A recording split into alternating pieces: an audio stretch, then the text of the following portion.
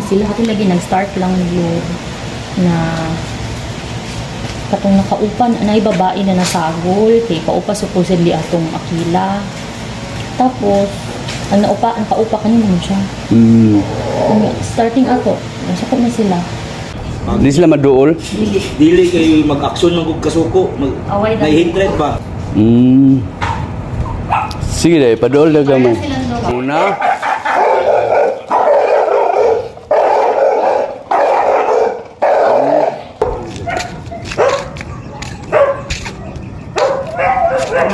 Eto na guys, dapat magawa ko ito na walang kagat at walang away.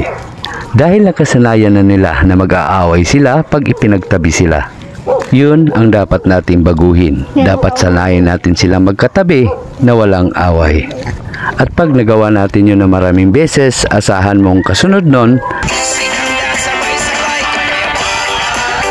This is Harvey Lumagsaw of DSD Dog Tutorial Service. Thank you for watching and see you on my next video. Bark bark!